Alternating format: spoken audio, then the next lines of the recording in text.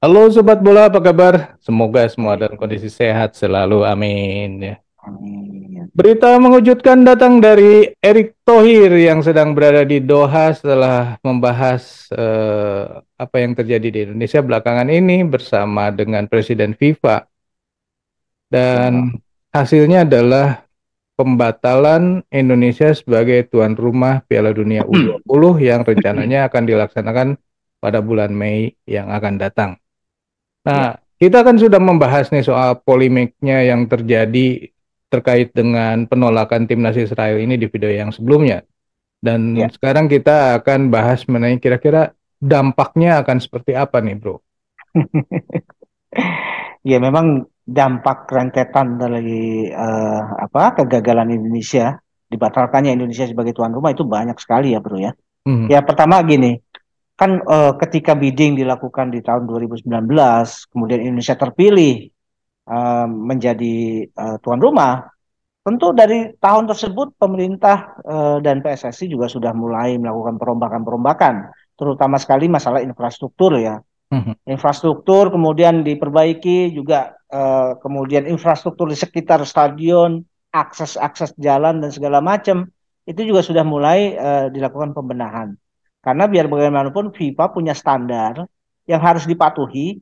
Kalau negara itu terpilih, dia harus mengikuti standar diharuskan oleh FIFA. Hmm. Makanya beberapa kali kan tim observer dari FIFA datang ke Indonesia, datang ke Bali, datang ke Palembang dan segala macam untuk salah satunya melihat kesiapan kita. Hmm. Tentu dari sejak tahun 2019 sampai sekarang, di mana prosesnya sebetulnya akan segera berakhir ya dengan penyelenggaraan itu tadi. Hmm. Cuma sayangnya kan justru di saat-saat terakhir ini terjadi penolakan ya. Dan bahkan dari sejak Indonesia katakanlah terpilih untuk menjadi tuan rumah, itu pemerintah sendiri sudah keluar dana menurut kabar ya sekitar 300 miliar untuk penyelenggaraan event ini gitu loh. Jadi yang terlihat sekali bahwa kita secara finansial memang terbebani dengan kegagalan ini. Karena kita harapkan sekali bahwa dari dana yang kita keluarkan sebesar 300 miliar, ada return dari fans-fans sepak bola seluruh dunia yang akan datang. Hmm. Juga kita juga bisa berharap dari hak siar dan segala macam, Hmm. sponsorship segala macam. Itu adalah bargaining kita untuk mendapatkan returning dari pengeluaran dana yang sebesar 300 miliar. Hmm. Itu dari sisi pendanaan. Hmm. Waktu ya. Waktu juga kita sudah menghabiskan waktu yang begitu panjang. Begitu konsentrasi dari pemerintah dan segala macam, dari PSSI dan segala macam untuk event gelaran ini kan juga terkonsentrasi cukup menguras banyak tenaga ya. Hmm. Nah, ini juga harus diperhitungkan sebagai sebuah ini ya, sebuah kegagalan lah, sebuah Kerugian ya. kerugian, betul, kerugian. Kemudian buat eh, pemain-pemain timnas juga, terutama timnas-timnas yang under 20 ini, yang harapannya sudah begitu besar. Mereka sudah mengeluarkan begitu banyak waktu, effort, tenaga, emosi dan segala macam. Mereka sudah melakukan semacam training di segala tempat dari Eropa, kemudian mau ke Eropa, ke Korea dan segala macam yang akhirnya semua dibatalkan. Artinya eh, apa yang mereka lakukan menjadi sia-sia. Hmm. Itu. Hmm. Nah, kemudian proses selanjutnya juga kan mengenai naturalisasi. Hmm. Naturalisasi juga kan sudah memakan waktu panjang, kemudian polemik juga banyak muncul. Pada saat-saat terakhir akan event ini dibatalkan, bagaimana dengan nasib Ivar Jenner, dengan Rafael Struijk, atau Justin Hubner? Nah, ini juga mereka akan berpikir ulang mengenai apakah mereka masih bersedia untuk tampil buat Indonesia. Tentu mereka juga berpikir ulang karena Hmm. salah satu daya tarik mereka untuk bisa menjadi WNI adalah embel-embel menjadi kontestan di Piala Dunia. Hmm. Kemudian kita juga melihat pada STY-nya, Hmm. pelatih ya, faktor pelatih ya.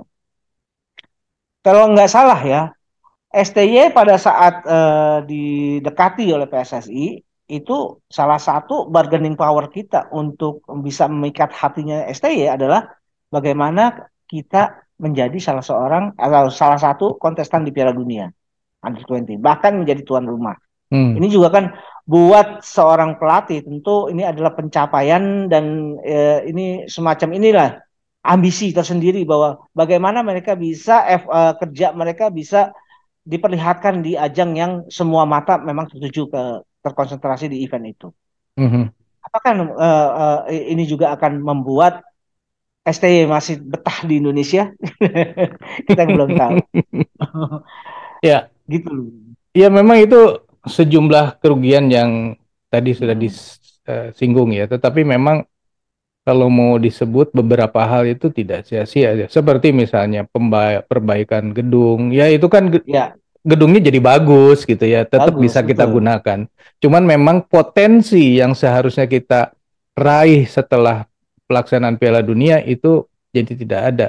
Yang Ya. kerugian yang sangat kentara yang kemarin sempat disebut juga adalah mengenai pedagang-pedagang di sekitar stadion loh. Ini ternyata mereka itu udah dibenahin segala macam, mereka udah siap, komitmen mereka Ya. udah oke gitu ya.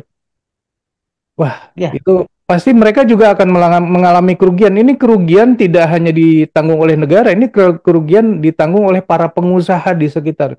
Bayangkan yang tadinya Betul. hotel yang biasa aja, terus wah nanti ada Piala Dunia nih, kita perbesar dengan Ya. harapan investasinya akan kembali. Ternyata itu tidak Ya. akan terjadi ya.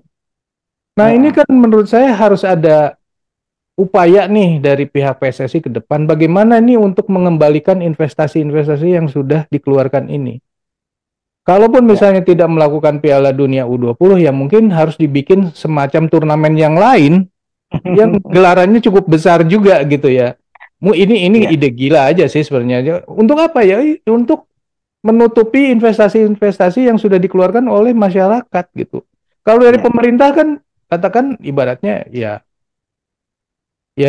dari pajak masyarakat juga ya, tetapi kan Hmm. ada anggarannya lah gitu, duitnya juga ada lah atau dari mana gitu bisa gitu ya. Ya. Makanya tapi yang sulit ini kan yang dari masyarakat kecil yang mungkin mereka sudah pinjam duit ke bank dengan harapan nanti akan ada return gitu ternyata. Nah ini Ya. yang perlu dipikirkan. Yang kedua, ada hal-hal yang dibikin hanya khusus untuk Piala Dunia. Contoh adalah ada Hmm. eh, pembuatan logo gitu ya, terus ada Ya. maskot gitu. Ini kan kalau nggak jadi nggak kepake sama sekali. Iya, betul. Termasuk ada lagu yang dibikin Ya. oleh siapa namanya World With Genius ya, Genius. Hmm. World Hmm. Genius beserta dengan tiga penyanyi muda yang cantik-cantik ini kan. Ini udah Ya. sempat keluar di websitenya FIFA, tapi sekarang sudah tidak ada. Ini kan ibaratnya barang udah jadi gitu ya. Ya. Sebagai musisi pasti akan senang kalau lagunya itu kepake gitu. Ya. Nah, kalau nggak kepake kan, aduh, nyesek gitu. Nah, ini yang juga kan, apakah nanti si lagu ini kemudian diciptakan, dipakai nanti untuk si turnamen yang bikinan ini, gini, yang baru nanti entah apa namanya Hmm. gitu. Ini sih ide aja ya, tapi ya itu namanya ide gila juga sih. Nah, Hmm. kemudian yang ketiga, coba bayangkan deh, kita lihat deh Persija. Persija ini Hmm. sekarang lagi jor-joran, bro. Hmm. Beli pemain mahal, ya, dan jangka kontraknya juga tidak pendek ya. Artinya apa? Saya melihat bahwa Persija ini tidak berpikir lagi hanya untuk menjadi juara liga doang, tapi lebih jauh dia ingin berkancah di luar Indonesia gitu. Ya. Nah, ini yang saya ngeri adalah kalau hukumannya adalah Indonesia dikucilkan. Ini kasihan loh, ini investasi yang udah sekian gede terus mau dikemanain? Iya. Ya Ya saya gini sih, kan kan gini ya, apa semua apa rentetan ya. hmm, Rentetan dari apa yang terjadi dengan pembatalan ini kan banyak sekali yang hmm, merasa katakanlah dirugikan dalam hal ini. Tentu Bro Eri juga bilang bahwa bagaimana uh, dari mulai UMKM, kemudian pengusaha kelas menengah sampai kelas atas itu kan sudah bersiap hmm, untuk menyongsong Piala Dunia. Karena berharap akan ada perputaran roda ekonomi dari gelaran ini ya. Dan Mhm. pemerintah juga sepertinya menyasar hal yang demikian. Mhm. Artinya devisa-devisa itu bisa didapatkan dari luar dengan Mhm. kedatangan banyak tim dari negara-negara di luar Indonesia. Mhm. Nah, kemudian itu juga mengenai bagaimana ke depannya dengan sepak bola Indonesia. Ini semua kan tergantung dari FIFA-nya sendiri. Ya. Apakah sanksi yang diberikan Indonesia hanya sebatas pembatalan event? Apakah ada sanksi lanjutan? Mhm. Yang saya khawatirkan adalah ada sanksi lanjutan. Ya. Misalkan ya, karena ini adalah eventnya gelaran Piala Dunia, bisa saja timnas Indonesia selama beberapa tahun tidak boleh ikut dalam kualifikasi Piala Dunia. Mhm. Kita dilarang ikut. Ya. Misalkan Piala Dunia Under 20 ini kan setiap katakanlah 2 atau 3 tahun ya, dua Mhm. atau tiga tahun sekali. Mhm. Itu beberapa periode Indonesia tidak dibolehkan ikut. Mhm. Bagaimana dengan pemain-pemain muda gitu loh. Tapi gini ya, ini kan harusnya FIFA juga jeli ya melihat bahwa kegagalan apanya pembatalan Piala Dunia ini kan bukan disebabkan oleh insan-insan sepak bola di Indonesia, bukan. Betul, Kan ini betul. karena di luar itu malah. Jadi dalam hal ini adalah pemerintahan segala macam. Sehingga seharusnya nih kalau menurut saya, seharusnya FIFA itu jangan membuat apa namanya? Membuat hukuman sanksi yang merugikan sepak bola Indonesia karena sepak bola Indonesia ini dengan dibatalkan saja sudah mengalami kerugian ya. Ya, Padahal bukan insan sepak bola yang melakukan apa ya membuat masalah gitu kan. Jadi betul. harusnya hukumannya kepada negara aja. Misalkan bentuknya adalah ganti rugi. Ya sudah ganti Nah, rugi saja. Indonesia disuruh bayar sekian juta miliar untuk juta miliar triliun apalah terserah gitu. Tapi ya, itu lebih memungkinkan karena sepak bola Indonesia-nya tidak dirugikan, tidak diutak-atik. Karena ini kan bukan kesalahan sepak bola Indonesia, insan ya. sepak bola Indonesia. Itu kalau kita memang melihat pada menganalisa pada siapa sih sebetulnya Mhm. Mhm. sumber masalahnya Mhm. gitu loh. Tapi kita ingat, Bro, ini pada tahun 2015 ya, ketika pemerintah kemudian mulai ikut campur di PSSI, itu kan kemudian otoritas dari FIFA juga tidak menyukai atau memang sudah ada semacam statuta bahwa sepak bola harus punya otoritas sendiri di luar pemerintah ya. Mhm. Tapi begitu Mhm. pemerintah masuk, kan yang kena ban bukannya pemerintah, tapi yang Ya, kena ban adalah penurunan peringkat Indonesia di FIFA, segala macam dah, ya, gitu loh. Indonesia ya, tidak boleh berlagak di mana di apa kancah Piala Asia dan segala macam. Itu ya. adalah kesalahan pemerintah, tapi yang kena adalah PSSI, Oh, gitu. begini. Kalau itu ada Ah, kaitannya karena hmm, dengan adanya apa namanya memasuki wilayah sepak bola, artinya hmm, sepak bola Indonesia-nya menjadi tidak normal. Sehingga wajar hmm, kalau sepak bola itu dibekukan. Karena apa? Karena hmm, siapapun yang menjadi pengelolanya kalau sudah ada intervensi seperti itu sudah jadi tidak normal dan itu yang tidak diinginkan oleh FIFA. Tapi kalau kali ini sama sekali hmm, berbeda gitu.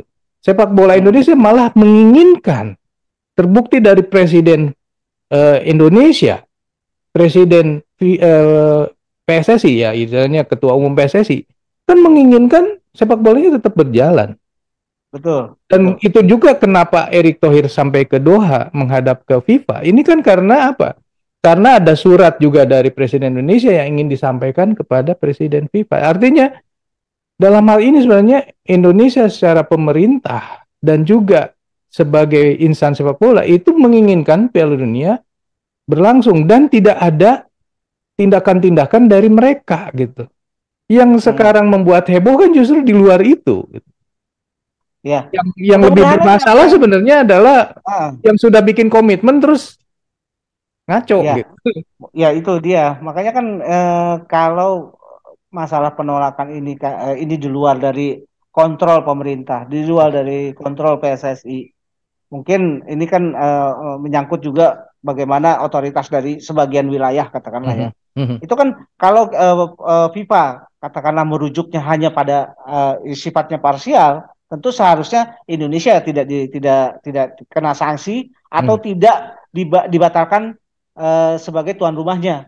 Tapi Mhm. kan ini karena ini adalah bagian dari komitmen pemerintah juga mengenai kesiapan event ini, makanya langsung dibatalkan dan kita nggak Ya, tahu ya, apakah sanksinya nanti seperti apa. ya, Dan kita mudah-mudahan apa yang disampaikan Bro Edi itu ada betulnya, bahwa sebetulnya ini di luar dari kesiapan dari pemerintah dan kesiapan dari PSSI sebagai pihak penyelenggara katakanlah mhm, ya. mhm. Tapi memang karena ada sesuatu di luar kontrol itu Ya, yang menjadi biang kerok terjadinya pembatalan ini gitu loh. ya, ya, Nah, kalau misalkan yang FIFA bisa melihat hal yang demikian, ya kita harapkan saja bahwa sanksinya hanya berupa pengenaan denda gitu loh, Bro. ya, Bukan pada katakanlah partisipasi Indonesia di event-event resmi ya. internasional. Ya, mudah-mudahan saya sangat berharap bahwa Mm-mm. sepak bola Indonesia ini tidak diutak-atik, iya kan? Betul, Ya soal betul. denda silakan pemerintah yang bayar. Pemerintah yang mana nih, Patungan, Bro? patungan Pemerintah itu yang mana? yang menolak-menolak itu yang Oh, mengakibatkan gitu. kasus ini patungan.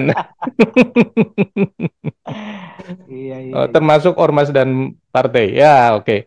Nah, ini satu hal yang Hmm, menarik buat saya adalah satu pertanyaan, tolong dijawab. hmm, hmm. Apakah STY masih bersedia untuk memperpanjang kontrak nanti mengasuh timnas Indonesia? Ya, begini ya. Seorang pelatih tentu apalagi dengan apa label pelatih internasional yang punya apa wawasan sepak bola yang bagus, dia juga punya apa pengakuan dari dunia internasional, dia pernah punya prestasi yang cukup bagus gitu loh. Tentu STY juga pasti mengharapkan bahwa apa yang dia lakukan di katakanlah ketika dia mulai bertugas di suatu tim nasional, tentu kita ya dia yang dia harapkan adalah kemapanan gitu loh. Mhm, Dia tidak ingin ada gejolak-gejolak di luar persoalan-persoalan sepak bola gitu loh.